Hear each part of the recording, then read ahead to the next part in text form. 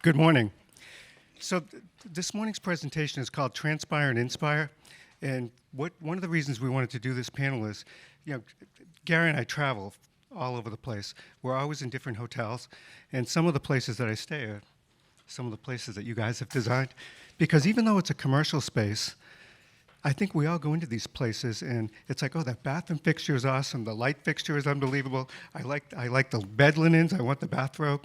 And so we thought we'd sort of introduce you to some of that with some of these amazing people. So our panelists today, or actually our moderator, Mitch Owens. I don't know if any of you know Mitch, but Mitch is like, he's like a legend. He's a legend in the industry. Keep quiet. So before we go any further, I do have to thank William Ravis and Woodmeister, amazing co-sponsors of the whole event.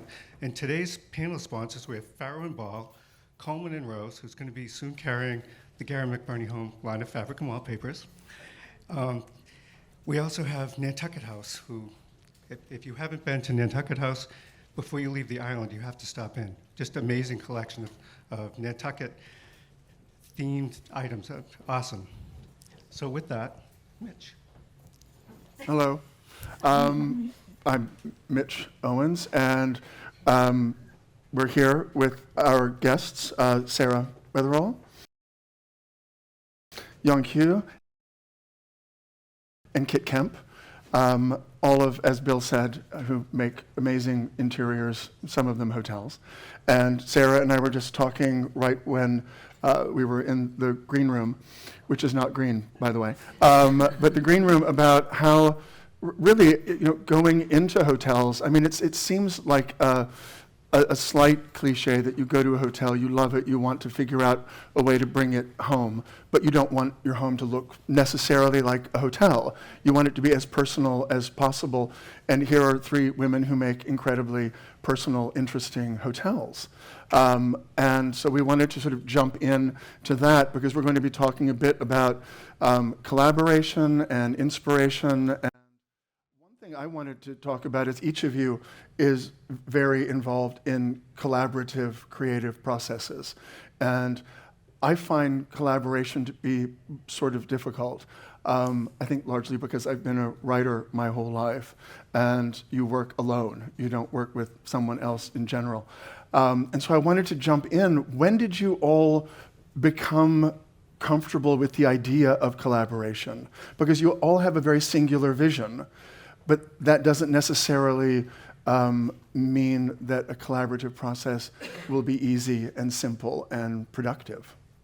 So at the Colony, we've frankly always collaborated. I mean, my husband and I bought the hotel 7 years ago, and I think we started the rebranding and the evolution of our property 7 years ago with a mission statement and brand tenets that set forth a framework of who we are. This is what the Colony is. This is what the Colony needs to look like, smell, taste, act. And so we had that framework. And within that framework, from there, frankly, most of our processes were about collaboration. Because I'm not a designer. I'm an owner of a hotel, and I'm a person with a vision. I'm a marketing professional, but I'm not a designer. So for me, to bring forth the vision that we had for the hotel meant that we had to collaborate from day one. And I think 7 years later, if you were to ask me, I would say that I actually am a creative. But if you had asked me 15 years ago, I would have said I'm not a creative person. No, I don't know what you're talking about. Maybe I can edit, but I'm not a creative. I'm kind of surprised that you're saying you're not a designer because the Colony looks amazing. It's so beautiful. I would say, every interior designer has to collaborate because we're art directors. We're not actually making the fabric, making the furniture. And so you have to rely on artisans to weave amazing things. And the fun thing about being a designer is whatever you can imagine, you can have made. And I think that, for me, is really the fun part, is thinking, who could I find? What artisan? What, painter? Like for the hotel that we're working on now, for one of the bars, it's in Turks and Caicos, so everything's made of concrete for hurricanes. and the owner wanted us to wrap these concrete columns in wood. And he's like, can you make it look like a tree? And I was like, oh, well, let me look into fiberglass and this and that. And then we found this artist who actually takes real plants and he grows these roots, and then he's going to cut it and then put it around and wrap these columns. And, these kinds of, makers and artists, finding them is just so fun for me. I love that. Well, Tim and I started almost as students from the word go, and our first hotels were student hotels. And it's quite amazing because sometimes we'll get some of those students back who then are sort of leaders of industry, and we've all grown up together, as it were. So staying in Friday nights in our Pelham Hotel used to be barbecues in the garden and just wild goings on. But we had to grow up at one point. And so the first hotel that we did was Dorset Square Hotel, which was difficult. We had to approach about 13 banks for them to take us seriously. And as soon as we had opened, everybody wanted to have a boutique hotel. But then my husband, who is the greatest entrepreneur and very, very shy, suddenly decides that he's going to do new builds as well. And so that's not always easy to do in London or New York. And we're all sort of sailing in his wake. But in the meantime, there are so many things that I can't find in the marketplace. So collaborations are absolutely necessary, whether it's with textiles, whether it's with our crockery, whether it's with carpets, whether it's with curtains, and even whether it's from sort of wonderful things that you smell in the bathroom. And over the years, suddenly, we've developed quite a lot. But at the same time, I have met so many fabulous artists and sculptors that we have got to use. And because there's a long lead time, maybe it takes 3 to 5 years to build a hotel, I have that space. I have the blueprint. I know exactly how long my bar is going to be. I know how big the sculpture has to be that goes along the bar. I know the sort of feel that I want to get when you enter that sort of magical world, when you're trying to get away from these concrete sort of feelings of New York and enter a sort of little magical world. So I know what colors and I know what artists I want to use. But the other thing is, we'll use maybe a very well-known sculptor, but his work will be beside someone who's maybe just finished out of art school. Right. And it's that juxtaposition of having the well-known and then the exciting, full of soul, new people working with us. Right, searching for collaborators who are promising. Yes. Versus ones who are probably more experienced, but you want to give a leg up. Because I know that you, as designers, it's the same thing. Someone mentored you. Someone saw you as a promising individual. And I find that sort of a really exciting thing, prospect within collaboration, is identifying somebody with a great deal of promise that you want to help mature. Yeah. I think it was Albert Hadley who said, he would take meetings every week with a new maker. And he said it's not just good for those young people starting out, but it's also good for him to see what's new, what's happening, to feel the excitement of a new maker presenting something fresh and having a different perspective. And I think it's really exciting when you find someone who's, just starting out and they have so much passion, and I feel like that passion feeds creativity. So we're always looking for those young people and cultivating talent. The other thing is with craft, you don't have to be a young person. I mean, some people come into their own very late in life. Yeah. Right. We have Colin Millington, who does a lot of wool work for us, and he literally started at the age of 60. So, I mean, that's the wonder of craft, really. You can come to it and come into your own at any age. But, we've got 56 baskets above the bar bar in our Manhattan hotel at the Whitby. And I thought, my gosh, is it a good thing to have little hokey baskets above the bar? But they are special baskets because they're baskets of Britain. They all have a different use. They were used in England, Ireland, Scotland, and Wales, whether they were collecting apples or selling flowers. They were all there for a reason. And as we finish the jobs, you certainly have lots and lots of different contractors from China through to Ireland through to South America. And the funny thing was that as soon as we put the baskets up, these great big burly workmen would come along. Some South American would say, "Oh, South American baskets. My mother used to make these." The Chinese guy came up saying, "Chinese baskets." In fact, they weren't. Right. But it didn't matter. But the funny thing was that something as simple, just like the Nantucket baskets, I mean, who would have thought out of everything they would last the most? But there's something about made by hand. And if it's made by hand, it immediately has that character. And we always say that in every room there needs to be something which has that feeling of the hand, almost like a decoy focal point, something that you can immediately talk about. Right, you're telling a story. Yes. And so when you bring in something that's artisanal, it instantly makes you want to talk about it. I mean, who made it? Where was it made? How was it made? I'm always fascinated by baskets in particular. But I love that, because I've seen at the Whitby all of those baskets above, and it's sort of astonishing. But at the same time, you wonder, how were they made? What are they used for? And I think that's sort of a powerful aspect of design that most people don't necessarily think of, is that narrative, is that story to capture you. I mean, the thing is also, Martha Freud, who's a ceramicist that we use, she does beautiful porcelain pots, and we asked her to do sort of famous bridges and buildings of New York. So she did about 30 or 40 of them. And she's a craftsperson, and they're all lit from within. So there's a wonderful glow that you almost get, as you do with marble. But I said, Martha, you do what you do best, which is the creative side. I will make it work. I will do all the electrics and everything else like this. So I think what we can do as designers, as the developers of our different hotels, is to make it possible to have a showcase for people who maybe just haven't quite got that capacity, and you can get them just to change very slightly so that they can become more commercial, so that they can grow.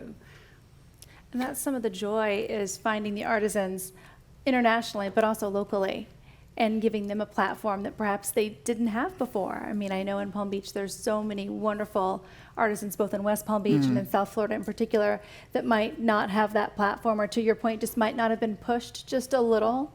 And it's really joyful to blend those local personalities with the wider national and international names, and seeing the blend of how they come together and how they learn from one another is very beautiful.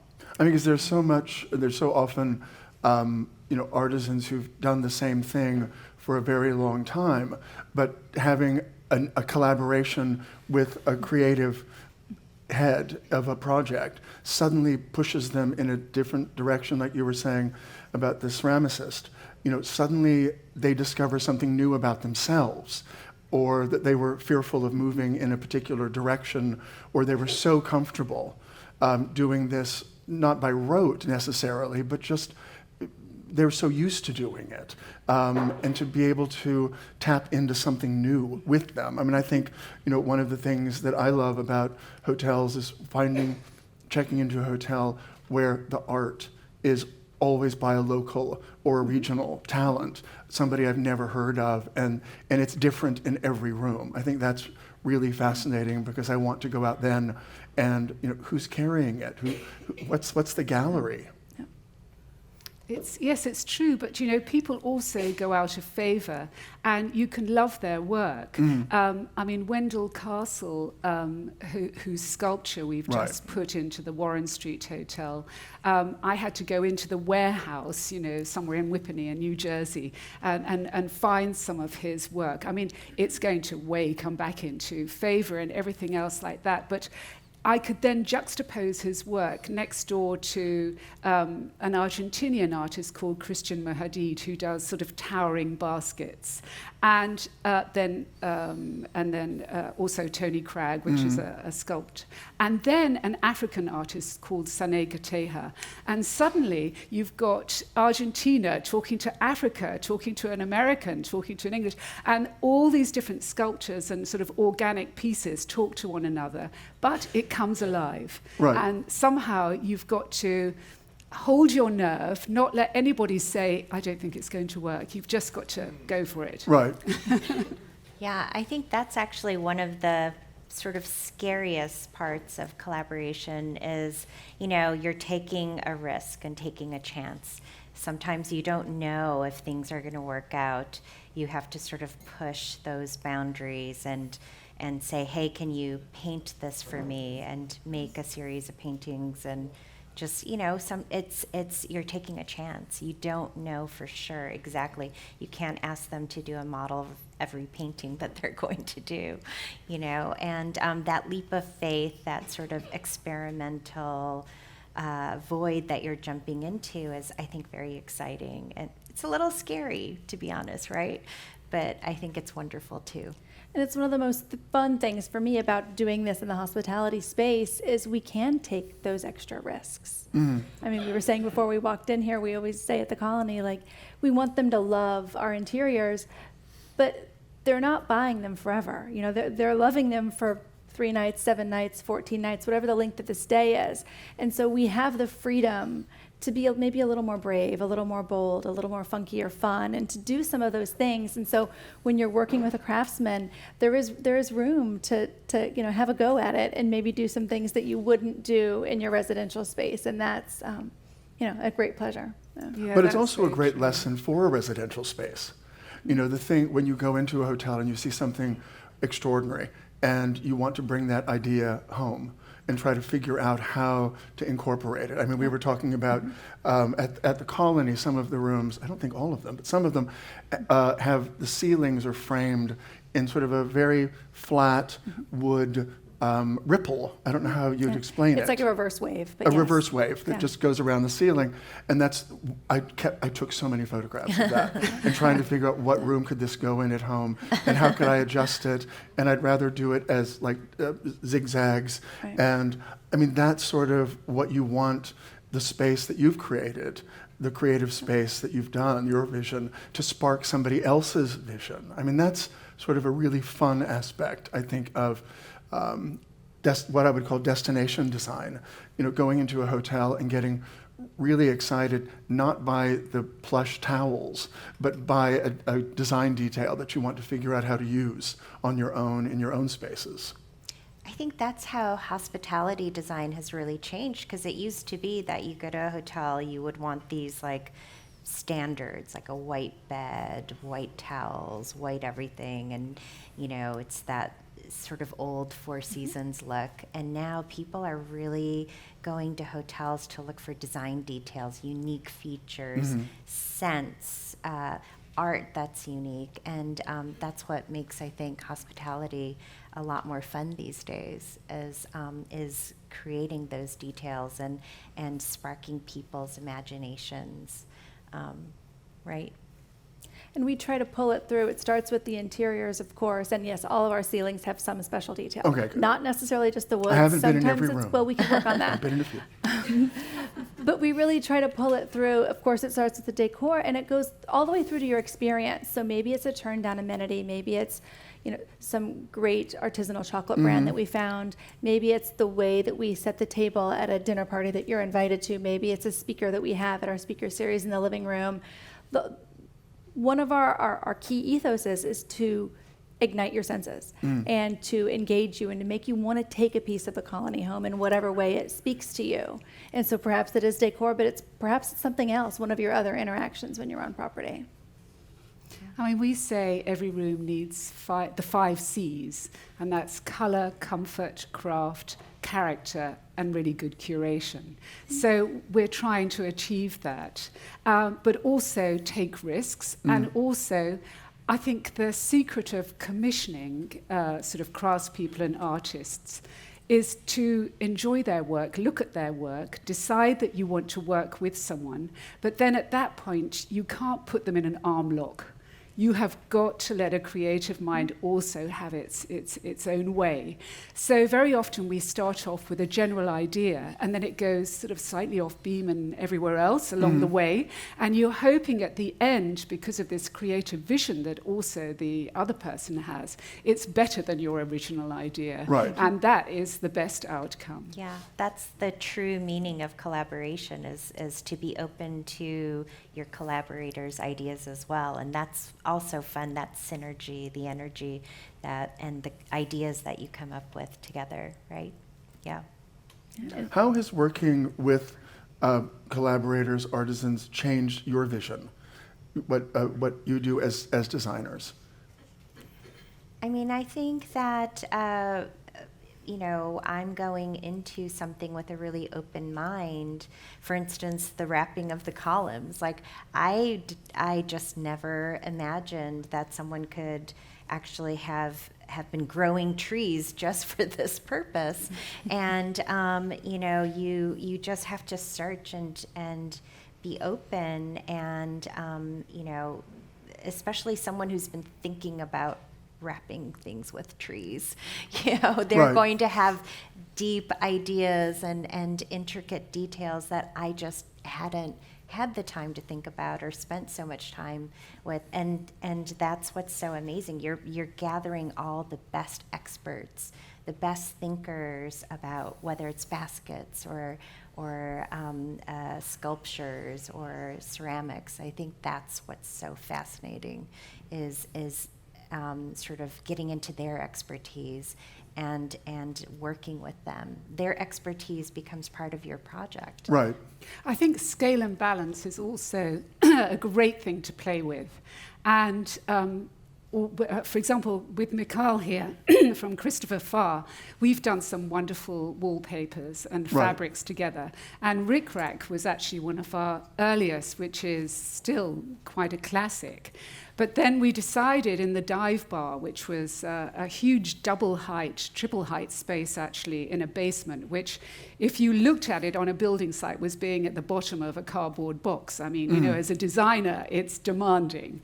And what we could do with Rick Rack was take it down the staircase, but then actually sort of scale it up to giant size so that there are huge swirls that were going up the wall at the same time. So playing with scale, working with balance can suddenly change things around enormously, our very high headboards, because with beautiful fabrics, even found fabrics, I wanted to actually see them, and a headboard was a perfect example where I could lay it flat, straight, and it was telling a story, whereas if you're putting things on a curtain, it's waving around. Right. If you're putting it on a chair, it has to be cut up. And then, of course, you can start collaging and things like that. Taking people who are maybe dress designers who are finding that world very difficult for them, suddenly coming over to us. Right. So suddenly working on interiors. And we've done that with a girl called Tash Hulse. And so she is now, of course, so famous that we can't possibly afford to use her. So I mean, maybe that's the secret. But for us, I think it's the beauty of seeing our space through someone else's eyes. As someone who owns a hotel and runs a brand that we consider ourselves the embodiment, the distillation of Palm Beach. We have 14 residences, and for each residence, we invited different guest designers to come in and interpret Palm Beach style and design in this space. And that seeing our town, seeing our hotel, seeing our state through someone else's eyes and seeing their vision and their distillation of our world is so educational, and frankly helps as someone in hospitality, because then that your vision changes. And you realize, oh, well, maybe if this person sees it that way, then somebody else probably does as well. And it's that process. Right. I think what was interesting, Young, I wanted to go back to a comment that you made, which I thought was really telling, about you haven't had time to think of. And I thought that was a really interesting, vulnerable thing to say in terms of design, is that somebody is allowing you that moment to think about something you haven't had time to.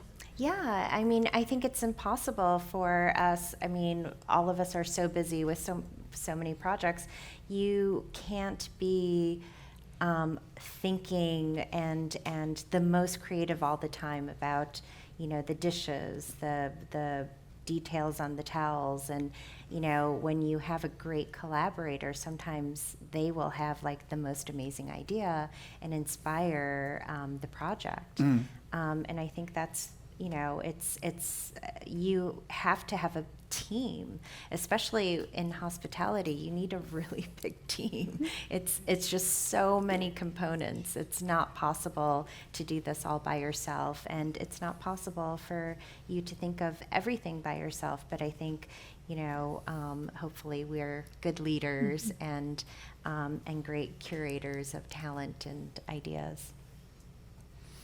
I find that very interesting because so often in terms of the repertorial process, we always, typically, historically, one name gets all the credit for the interior, for the project, and the reader often doesn't realize that there are dozens of other people involved who've helped a particular project move forward exponentially, a creative partner who sparks a new idea, and you're not able to give them all the credit. But I love hearing from you all about how many people there are that you work with, that you give credit to, and that you in many ways couldn't live without creatively. No, I mean, they're heroes.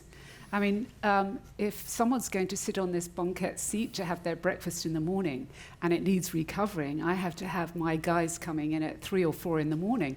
They won't do it if they don't like you. I mean, there's got to be a really good combination of love between you all. So it's very important that you work as a team. The other interesting thing is that I've always noticed that craft was always the little sister to art, and was rather looked down on. That's changing now. Yeah. And the artist was always a known name, and Right. yet the craftsperson was often anonymous. And I mean, that is changing now, because that difference between art and craft, I think, is minimal, and also that love of the handwork as well. Gareth Devenall Smith is a wonderful. I actually found him because he was making sculptural lamps, and so we actually got him to scale up and do something to which is about sort of 30 feet long actually, and looks like a series of beehives, and suddenly for him to be looking at something in a different way and to suddenly stop being a craftsperson and become the sculptor, become the artist. It's watching these people grow, which is really exciting. I also, just to your point, I think that craft is now being elevated. I mean, it used to be decorative arts, as you say, was like the lower level of being a true artist. But I think craft is really taking hold of everyone's imaginations, because so much of that is missing now. Everything's mass produced. And to actually find someone who can carve, who can make a real chair, who can actually weave things by hand, all of that is super exciting to us because we haven't seen it in almost a generation. So I think these people should be artists. They should be, they are our heroes, especially in interior design. And hopefully, you can, if you push them a little bit, they can make fine art also, which is just super fun. One of the galleries that I love, and also a neighbor of mine, is Christina Grajales. And her artists are so interesting because they make things. Some of the artists, their day job is actually making furniture for our hotel. And then, but then they make these incredible pieces, that are collectible, that are collected by museums. And, I think that there is this sort of fluidity between craft and art now.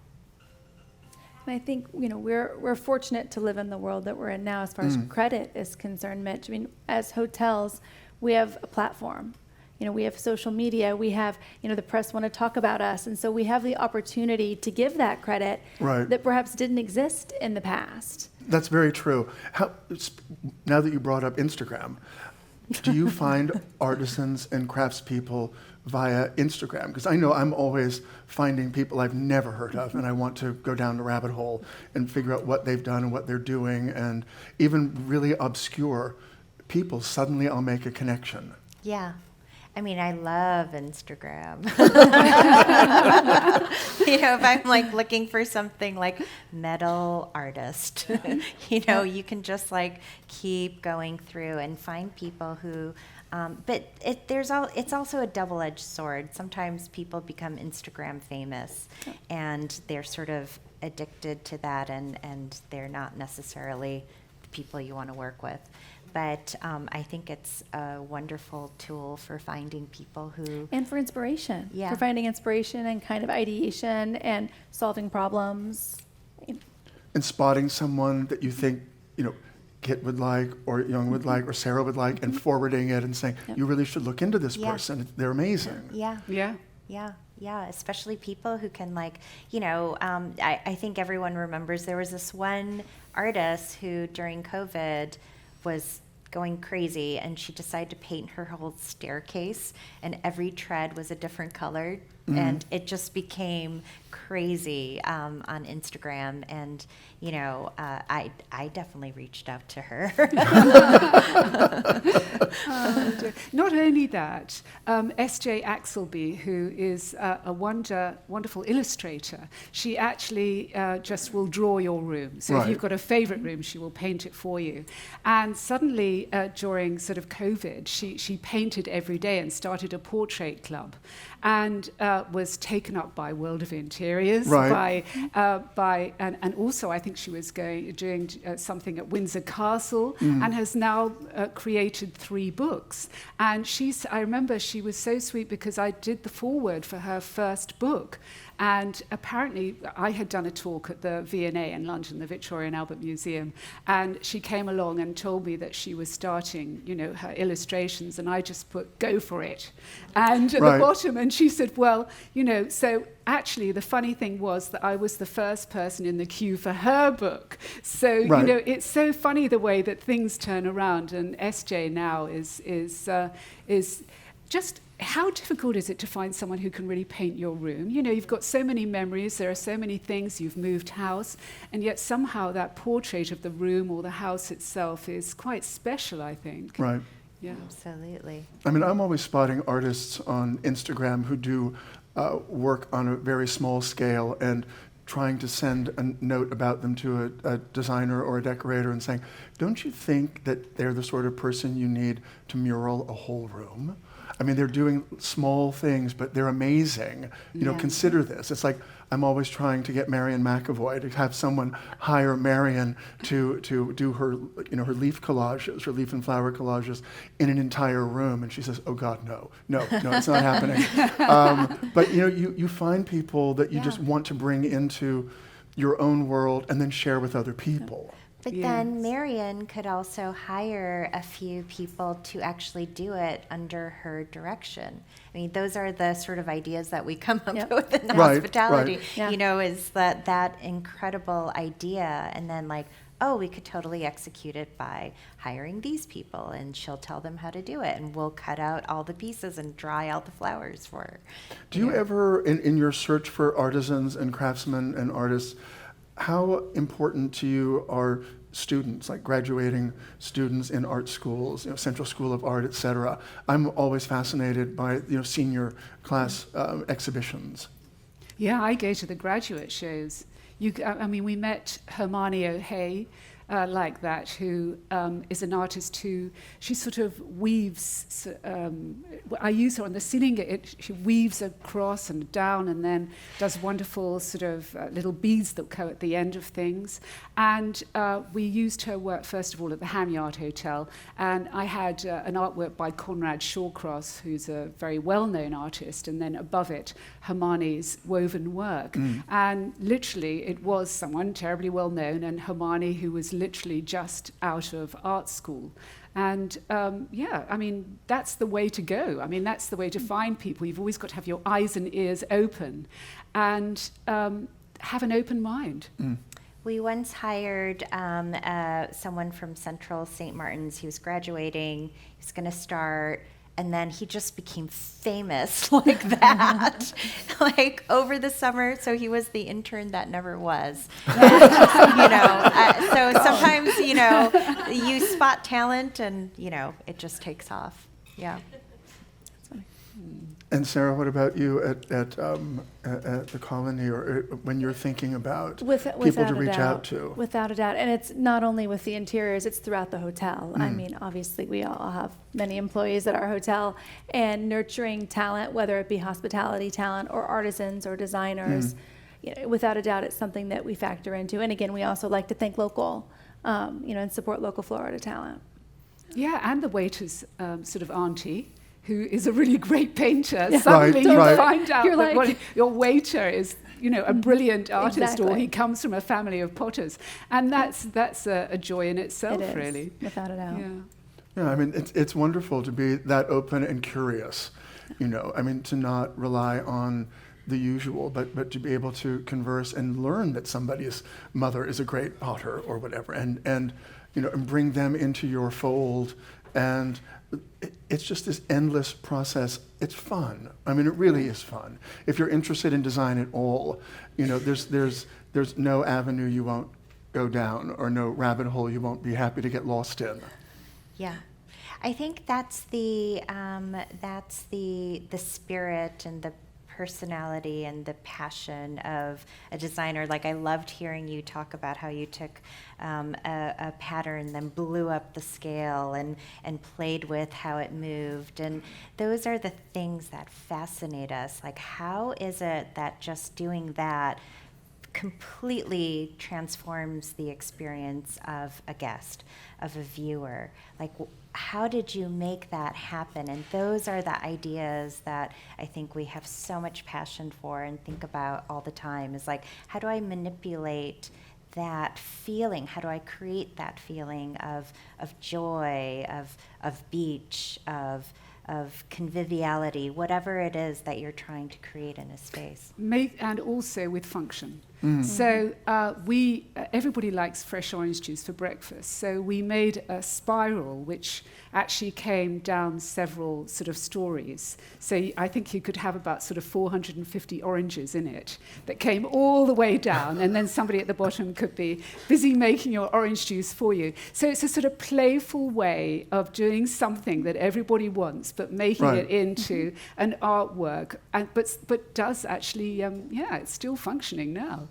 No, I think actually really for Wimbledon we just put tennis balls in there for a change. They had to make the orange juice elsewhere.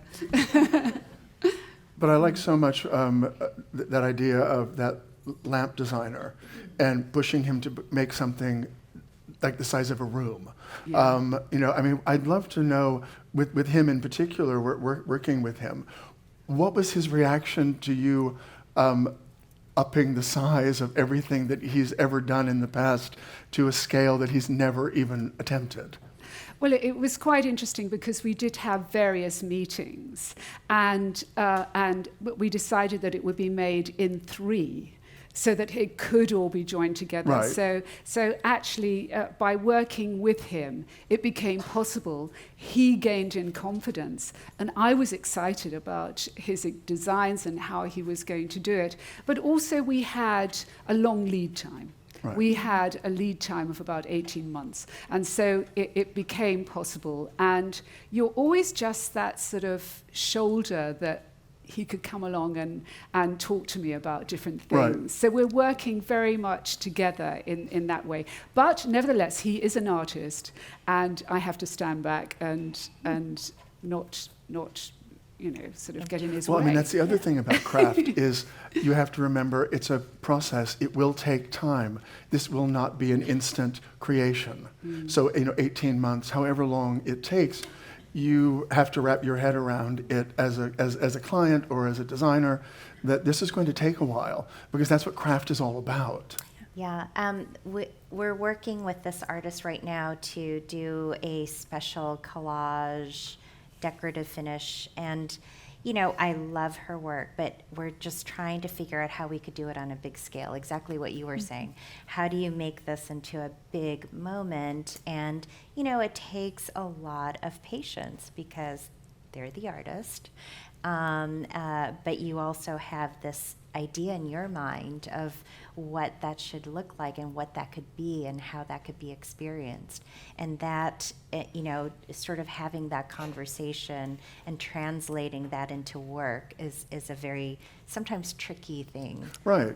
And I think becoming comfortable, it's patience, but it's also becoming comfortable with the stops and starts and flirting with failure. Because, for us, it's scale, but it's also often materials. Right. We're asking artisans and craftsmen to ply their trade in something they perhaps have never done before. We have these little funny ceramic animal stools by our pool if you visited the hotel. And we wanted to bring that into the guest room and wanted a little animal stool in our guest rooms, but we felt ceramic was not appropriate for the guest room. So we asked one of our craftsmen to try to work it in resin. And it was a long process, but there were fits and starts. And at one point they said, we can't do it. It's not going to look the same in resin. And then we finally got it cast in resin, and the paint wasn't adhering and sitting, and the finish didn't look quite the way we wanted it to. And then it wasn't holding up under the Florida sun. So point being, Right. it's also kind of very humbling and realizing that we may be flirting with something that just Yeah. may not work. Well, that's a really good point, embracing failure. Because that's definitely part of it. I have to say, with this collage artist, I actually had a big wall up of, a concept, and Christina Grajales, again, who's my neighbor, comes by and she's like, that looks terrible. What is that? I was like, okay, but just don't look. We're working on this. It's a work in progress.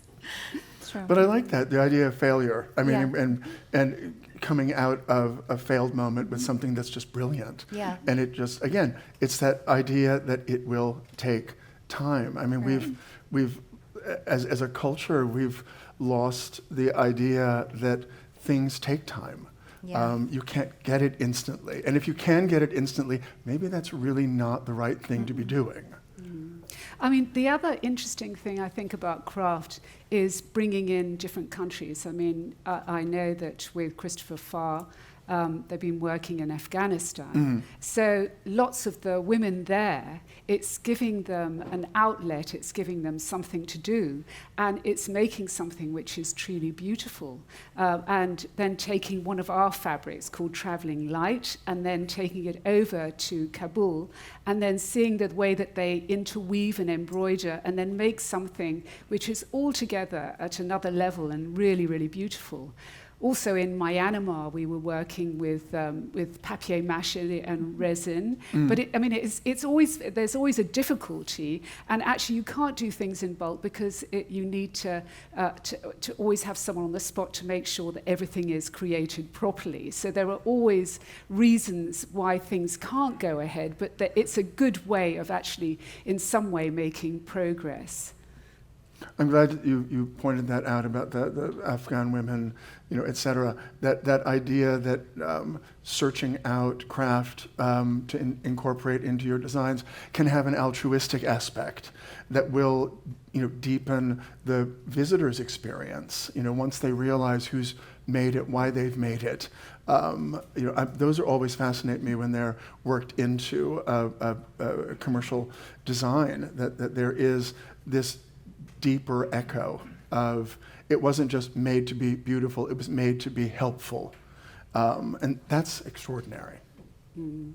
I think that could be part of the story that we tell, that it's not just about being fluffy and pretty but it's a global community. Everything we make these days comes from all over the world, and that communication, that conversation between the different makers is really interesting, and giving business to, especially the craftsmen who hadn't made things in years, you know, making things in different parts of the world. Right. It's very exciting, and I think that's a wonderful part of the story. I think it loops back to what we were talking about earlier about this change and shift in hospitality, that travelers are relating to authentic stories. Right. And they're relating to experiences that have a backstory and that make sense for where they are.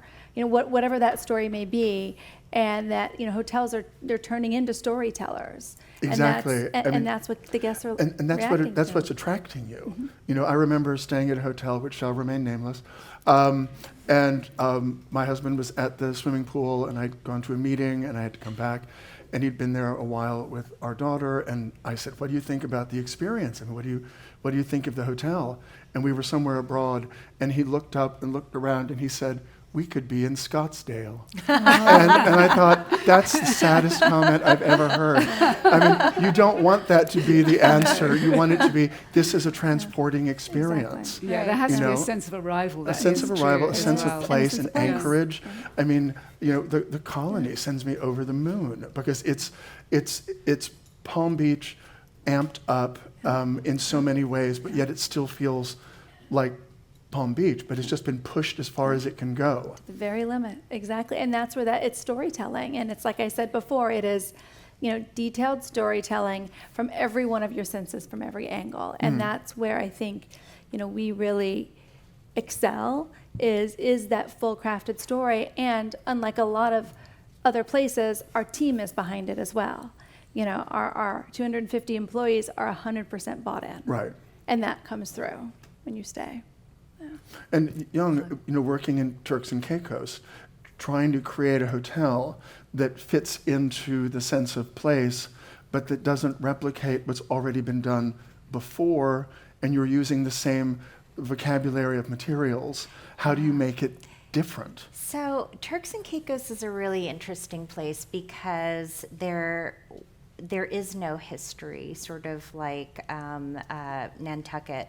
It was salt flats. It has a very brutal history. There isn't this kind of layer of culture as in many places. So in some ways, we sort of created the narrative of the West Indies and sort of added that there. And then on the current project that we're working on, the idea is, why don't we just embrace something new, make something that doesn't exist. It's, you know, an entirely glass hotel, because really what's so beautiful there are the beaches, the water, this incredible color. You will never see water like this anywhere else in the world. It is so turquoise, so bright. And why don't we just embrace this place and create something new that doesn't exist, that isn't about the history, but embraces, you know, the color of the water, the sense that you're in this unique place. So I think that's really the idea there. Creating something new. Creating A something, destination that yeah, sticks in your mind and anchors you, but also transports you. Yeah. Kit, Young, Sarah, thank you very much for being part of this panel, Transpire and Inspire. Thank you all so much. That was incredible. We wanted to open it up for some Q&A, some questions, and Yes. I will have the mic, so just raise Right. your hand. Okay. Nantucket House Antiques and Interior Design Studio. Michelle, yes? Hi, Marla. Actually, this is a little bit of 360 feedback, which I was staying at one of Kit's hotels in London, and a friend said, "You have to meet this woman, Rebecca Cole. She makes these beautiful African, trims." And so she came and brought all of her bags over to the hotel, and I was like, "How do I use? What should I do with these?" And she said, "Actually, they're on the lampshades in this room." And so my point is, you walk the walk. She was a really interesting person who's doing something craftful, and you used it. But my question is, in the hospitality industry, this is a business, and you obviously are working within a budget. So how do you balance doing all these fabulous things and taking risks and paying these craftsmen, to make a living, but also do it on a budget that works with your hotels and investors? There are always investors, and and there's always going to be a budget. And I work very closely, but I make things so that they are meant to last. I mean, on my chairs, I'm always going to have a weave which is strong. Yeah, and with the collection that we've just done with GP&J Baker, I make sure that there are different strengths of fabrics which are going to put up with a lot. And for example, we've used Rabina Jack's plates, which she is a wonderful ceramicist, but we've actually used her work and then put it on a cloth, on a material, so you can buy it by the meter. There are often ways that you can be inspired by craft, but then actually make it and use it in a very commercial way. And it's that balance of how, and that intrigue, there always has to be a fascination and an intrigue and curiosity of wanting to look around the next corner. I hope that answers your question. That was a great question. And thank you so much, Michelle, for your support of today's panel. Okay, just gonna go here first, just because I'm closer. Do you have difficulty adhering to all of the fire protection, all of the commercial grade restrictions that hotels, being a public place, have to adhere by? I think, there's so many resources now. Basically, almost every fabric company can weave to be fire rated. There are companies that fire treat. Where it gets scary is what keeps me up at night is, what if I design a chair and it falls apart and someone hurts themselves? It's, you have to think about all of those things. So making something, testing it again. It's definitely part of what you have to do in hospitality. It's essential. Yeah, but we're fortunate that the technology is what it is. I mean, and that both for our own personal homes, but also for hospitality, that the fire-rated materials there's maybe still not what we want them to be, but they've gotten so much better, and there are so many options for materials that when we do need to maybe make a change because of the commercial regulations, there's choice out there. I mean, also there are performance fabrics now, which are indoor, outdoor, which actually don't lose their color, because the great thing, you would choose a wonderful fabric in the tropics or in Barbados, where we are, and within a month, within a year, they had faded to nothing, whereas now there are these performance fabrics. But as far as the crib ratings go, and as far as fireproofing goes, there's no way around it. I mean, that they will not allow you to open if there's very strict rules, and one has to adhere to them. What about your baskets that, you have woven objet, you have your baskets on the bar. Are those things also fire rated? No, they're not. They're works of art, and they're not actually. No. Thank you. I'm going to quickly go to the gentleman in the back because he already has a microphone. I don't know where he got that. I'm just going to have questions about that. So we'll let How him did go. you get a and then I'll microphone? Okay. Exactly. Well, thanks so much to all of you. I had a quick question. Kit, I live in California. Have you ever thought of opening something in Los Angeles or San Francisco? I feel like we need a little bit of you around the West Coast. Yeah, I'd love to come. Find me the property at the right price and in the right way, and we'll do it. But it is a long way to go. I mean, I'd have to be there for quite a while. And that's the other thing when you are, creating these hotels. It takes a whole slice of your life. You either have to take the family with you, or rather like a writer, you're on your own a lot. Right. Yeah. I sense a collaboration coming on, and I don't know what to do. Anyway, we'll start here, and then you had a question as well, right? Thank you. Hi, I'm Reagan from Pookie Lighting. I have a question about, I love how you all talked about the different senses. And one of the senses that's not so talked about so much because it's not as visual is the scent. And I love, going into a Edition hotel and you smell that lullaby, or I love going into Whitby and it just, orange, and it just smells amazing. But what's the sort of creative process that you use to come up with a scent so that you have that memorable aspect when you leave that hotel? You know, I know like a lot of hotels in Florida, like you just remember it because that scent is still in your head, you know, weeks after you've left. So It is. I mean, we went through a very long and drawn out process to create our scent. We have our own bespoke scent that is in our candle, but it's also in the lobby and in all the public spaces of the hotel. And it's not dissimilar, frankly, to the design process or any other creative process, to be honest, at least not for us. You know, we went through and had a mood board of what is the Colony, what is Palm Beach, and what is our inspiration, and then how do those visual images translate to the olfactory sense. And, you know, for us, it was citrus, it was a little coconut, it was a little salt breeze, there's a little musk in there, but it's all things Florida and the beach. But it is, again, not dissimilar to any other creative process, a time-consuming one, and one open for interpretation. Yeah.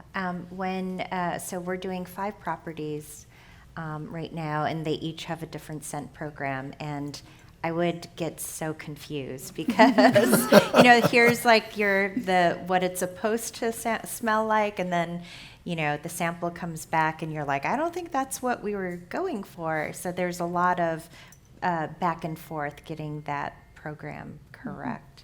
It's so fabulous, that question, because, you know, you have to use all your senses in a room, and smell is so important. It really is, and it carries so many memories. You know, it's like when you're a child and you smell the shoe polish, or you know, or the tick of a clock. Well, that's hearing, but you know, it's that polish on the floor, and it can bring back a memory of a hotel or a wonderful holiday. So it's so important, but I agree with you. It is so hard.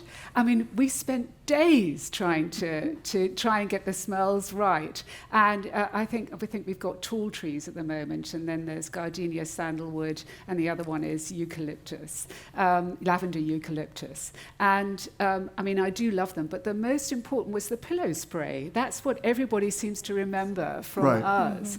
And somebody was telling me that she sprays her husband with it in the morning. She says he's not very keen, but she makes it worth it. Oh, that is funny. I thought that was the best. That was you. So basically a husband spray. That will be the next thing. Okay. All right, we've got one question. Thanks, Gary Searle from Christopher Farr Cloth.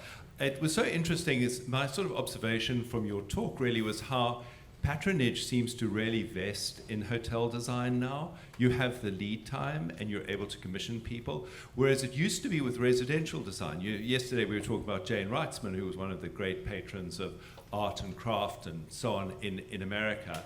And yet so often now we find with residential design that it's all about instant gratification. So do you think that hotels will lead the way in terms of bringing back that sense of patronage and people really taking the time to get really special things in their home rather than just shopping online for immediate satisfaction?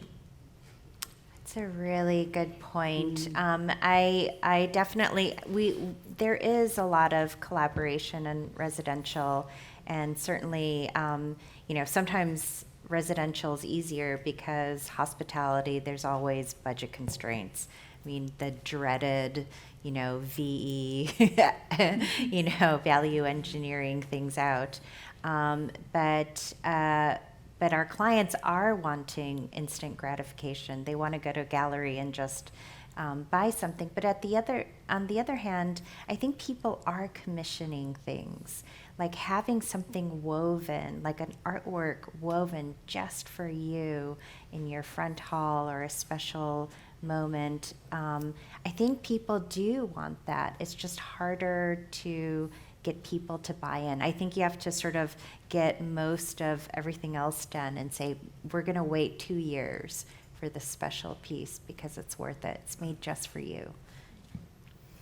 I mean, I do think that, I mean, our clients, our residential clients have come because of our work in the hotels. And I mean, I think we're lucky because we have such a strong handwriting with our design. So if you like beige or white, you're not going to like our work. So, you know, they're not going to be our clients. So when we're commissioned, that there's a certain expectation to begin with. But the other thing is, it's really all about those special pieces. And I think most people in their homes actually nowadays really insist on something which is just for them, which is something which they feel they've found. It's like their secret. It's like, look what we've got. And that can very often come from the hotels.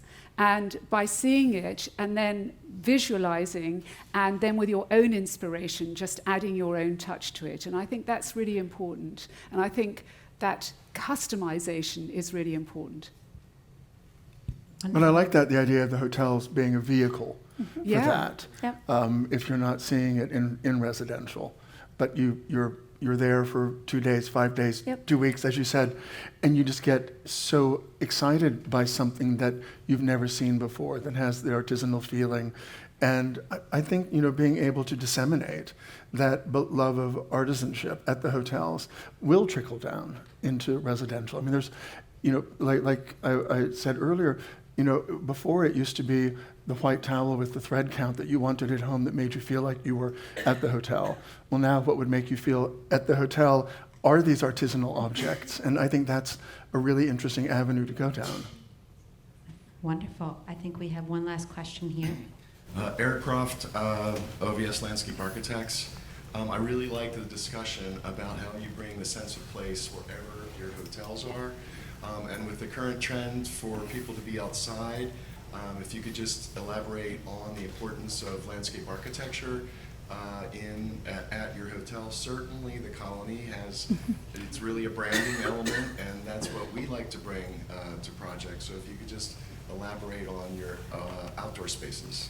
Of course. I mean, people come to Florida largely to spend time outside, and I think, again, it is exactly as you note, the sense of place. So it's looking for our local flora and fauna and finding a way to amp that up. Because again, we're looking for the distillation of the utmost experience. So it's not one orchid, it's 50 orchids. Right. It's not, one plant hanging from the ceiling, it's an entire ceiling of hanging plants. And that's what we try to bring to our guest, is that amplified feeling of when they're with us, they are immersed in all things South Florida. And like I say, outdoor is a big piece of it.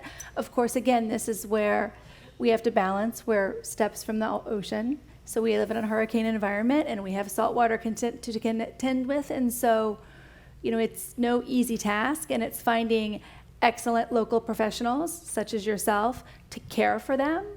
Because unlike our interiors, they are living and they are breathing, and they're subject to the conditions of the world. So. Right. Yeah, so this project right here is completely outdoors aside from the bar. It's sort of covered.